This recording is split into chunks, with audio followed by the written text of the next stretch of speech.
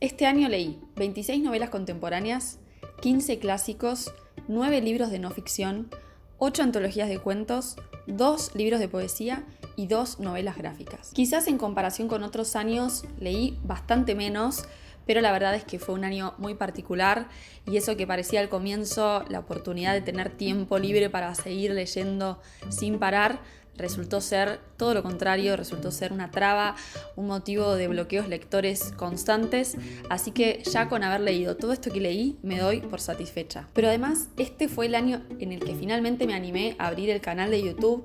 Se va a cumplir un año dentro de muy poquito, así que estoy súper contenta. Es un placer hacer videos para toda la comunidad de Bibliotácora, hablar de libros, hablar de películas también, que es algo que empecé a incorporar un poco más, ya que es mi carrera, el cine y todo lo que tiene que ver con el guión. Hablar de eso con ustedes, la verdad que fue un placer. Lleva mucho esfuerzo, mucho trabajo, pero todo lo que implica la realización de este canal lo hice con mucho disfrute y tengo muchas ganas de seguir generando contenido y de mejorar cada vez más y de crecer. Así que no quiero dejar de agradecerles y empezar este video diciéndoles eso. Gracias. Antes de arrancar con el top 10 de libros del 2020, no te olvides de suscribirte al canal, de darle like a este video, activar la campanita, seguirme en todas mis redes sociales, en Instagram sobre todo, que ahí suelo hacer bastante contenido también. Y bueno, arrancamos. Ladrilleros, de Selva Almada, editado por Mar Dulce. Este fue el primer libro que leí en el 2020, de hecho lo leí en mis vacaciones en la playa y lo disfruté todo. Sencillamente, de principio a fin, no hubo ninguna página que no me haya tenido fascinada y compenetrada con la historia.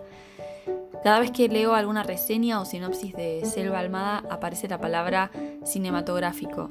Y es que tiene un estilo de escritura muy sensorial, en donde pareciera que podés escuchar y ver todo lo que narra como si fueran escenas de una película. En Ladrilleros, Selva Almada narra la historia de dos familias que se odian, que están enfrentadas, dos familias del litoral argentino, una historia de amor y de desamor entre hombres, y por sobre todas las cosas, un libro que narra el desamparo. Canto yo y la montaña baila, de Irene Solá, ediciones Anagrama. A este libro le tengo un cariño muy especial porque fue el libro que reseñé por primera vez en este canal, que justamente inició este año y con el que me gané la segunda mención del premio Booktubers de Una Brecha, así que lo quiero mucho porque fue como el origen de este canal, pero además es un libro que sé que voy a volver a leer millones de veces. Como les conté en la reseña que les voy a dejar por acá, es un libro que llegó a mis manos de casualidad en una cata de libros organizada en la Filba por Eva Baltasar, una autora española. Y la verdad es que yo no conocía a la autora. Irene Solá es una escritora muy joven de Cataluña y me encontré con uno de los libros más originales y hermosos que leí este año y por eso está en este top 10.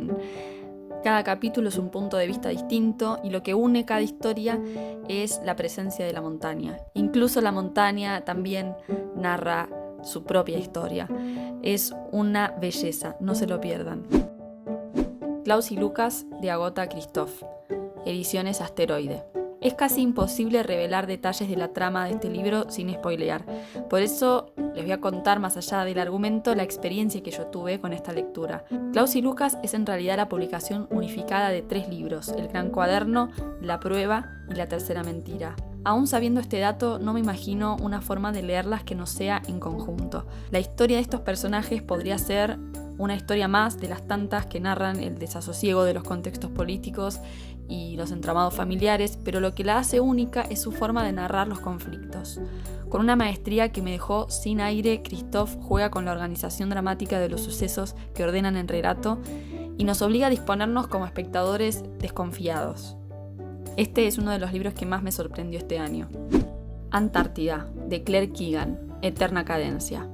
Este libro fue probablemente el mejor descubrimiento de la cuarentena. Claire Keegan es una autora irlandesa contemporánea y Antártida es su primer libro de cuentos. Con ese talento de parecer simple y provocar en pocas palabras un estallido de belleza, sus tramas están plagadas de personajes femeninos fuertes, complejos, intrigantes y además sus historias tienen algo en común.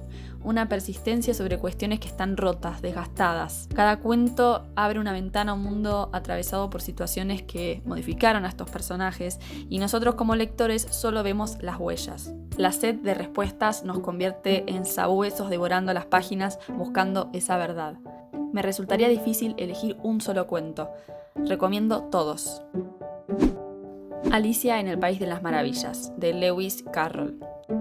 Mi impresión del mundo de Alicia siempre estuvo relacionado a la película de 1951 de Disney, fascinante por momentos, angustiante por otros. Era una de mis películas favoritas, de esas que se rebobinaban, se volvían a empezar y se miraban en loop una y otra vez. No fue hasta que vi que Sylvia Oppenheim abría un taller de lectura de Alicia que vi la oportunidad perfecta para leerla por fin en su libro original. Los juegos de lenguaje que propone Carroll son tan sencillos como complejos y lo que crea en esos mundos paralelos del inconsciente, un verdadero tratado sobre los engaños de la percepción, lo convierten en la obra maestra que es. Durante la lectura de Alicia me encontré riéndome y reteniendo un nudo en la garganta al mismo tiempo. No se pierdan a Alicia, no se pierdan a Carroll. Lo que hizo en 1865 fue el germen de gran parte de lo que vendría más tarde en la historia de la literatura. Un clásico imperdible. Les recomiendo que lo lean y además, si pueden, que lo lean acompañados de un taller o de una lectura conjunta para poder debatir a fondo todas las tramas y subtramas del libro. La claridad, de Marcelo Luján, editado por Páginas de Espuma. El cuento tiene que ser una piña, en la cara, en el estómago, en la espalda. Tiene que llegar inesperadamente y dejar un moretón. Cuando un cuento se cuela en el cuerpo y se guarda en la cajita de la memoria con el título subrayado, es un buen indicio. Y ese es el caso de los cuentos que integran esta antología. De este libro también tienen una reseña especial en el canal de Walduter, así que los invito a que lo vayan a ver y puedan indagar un poco más a fondo sobre esta lectura. El primer cuento es efectivamente una piña. Quizás haya sido la violencia que integra la trama, pero lo que en verdad afila la puntería del golpe es el estilo narrativo. Marcelo Luján, al cual tuve el gusto de conocer este año a partir del primer club de lectura que organizamos con Bren de Dime que Lees y Walduter Libros, exprime al máximo el recurso del futuro narrativo. Utiliza un narrador que todo el tiempo se está anticipando a la resolución.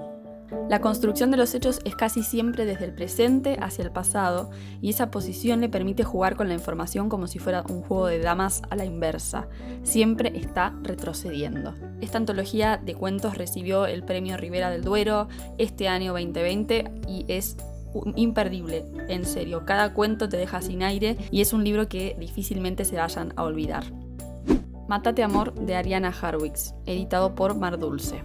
La protagonista es una madre que no desea ser madre, una mujer que convive internamente con la pulsión salvaje, siempre a punto de quedar expulsada del pacto social, y una prosa que se empapa de la subjetividad del personaje principal adoptando una forma anárquica. Este libro, que fue publicado recién en 2012, fue uno de los primeros relatos que se animaron a cuestionar el rol materno desde una óptica idílica. Todo se construye desde esa perspectiva y adopta una forma de monólogo constante en donde la oralidad se construye a la par que la narración. Las estructuras de la escritura típica se quiebran y de algún modo adopta algo del fluir de la conciencia, en donde la poesía juega un rol importantísimo. En el club de lectura que hicimos de este libro junto con Brende Dime que Lees y Walduter Libros, Ariana nos contó que esta novela la escribió con una intensidad física que la dejó agotada y que fue un proceso de escritura que se reprodujo en el mismo orden en el que la novela está editada, casi sin ninguna corrección. Y ese es el pulso en el que se siente la lectura, el de la urgencia, el del arrebato. Pero al mismo tiempo hay tanta precisión en cada palabra elegida que bien podría tratarse de un texto reescrito y corregido varias veces. Ariana Harwicz es una autora que si no leyeron, tienen que leer y tienen que empezar por Mátate Amor. Elisa, de Liliana Bodoc, editado por Norma. El primer capítulo de este libro es una advertencia. La lectura de esas primeras 2 páginas queda marcada como una huella difícil de borrar, y recién ahí empieza esta historia. Avancé mi lectura encaminada por las palabras de Liliana con la certeza absoluta de ser testigo una vez más de la maestría poética que tienen todos sus textos.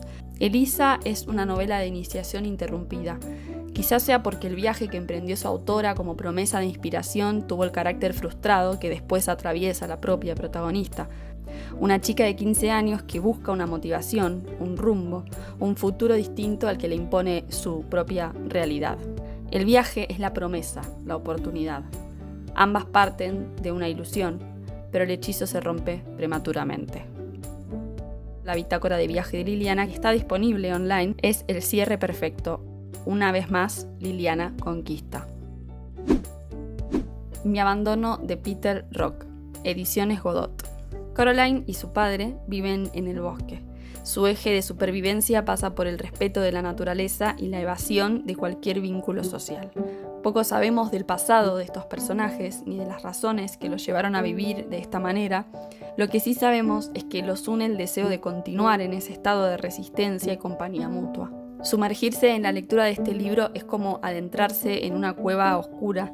Los pasos son cuidadosos, la oscuridad es total, y cuando la vista se acostumbra comenzamos a percibir los detalles más hermosos y al llegar al final solo queremos quedarnos al resguardo de esas paredes un rato más. Charlotte, de David Fuenquinos, editado por Alfaguara. Este fue el último libro que leí este año. Se trata de una suerte de retrato o biografía de Charlotte, esta artista plástica que vivió durante la Segunda Guerra Mundial en Europa, en distintos países, escapando del régimen nazi. Y lo que tiene de particular es la forma en la que está narrada esta historia, porque está escrita en verso, que no es normal. Yo nunca la había encontrado en otro libro en donde tuviera un desarrollo temporal y argumental tan grande. Y me encantó la forma en la que esa poética se iba entrando en la descripción de una vida. Y lo que más me interesó es que el propio autor se incluyera como personaje en esta historia, narrando cómo fue el proceso de escritura y de investigación de esta historia. Así que es un gran libro que, si estás en un bloqueo lector, te va a sacar definitivamente en 5 segundos. Bueno, la verdad es que fue muy difícil elegir solo 10, quedaron un montón de libros afuera de este top 10, fueron muy buenas las lecturas de este año, pero bueno, esas son las reglas del juego que yo misma me impuse. Les vuelvo a agradecer una vez más por haberme acompañado todo este año, todo este primer año del canal de Bibliotácora, que espero que siga creciendo mucho, mucho más. Nos vemos pronto, me voy a tomar un descanso, así que probablemente nos veamos en febrero o marzo, aunque quizás algún videíto subo, depende de las ganas que tenga y la energía que tenga, pero en principio me pienso tomar un descansito y volver con todas las energías renovadas para generar mejor y más contenido el año que viene. Les deseo un muy feliz 2021, descansen, lean mucho, vean muchas películas y como siempre nos vemos en el próximo video en Bibliotácora.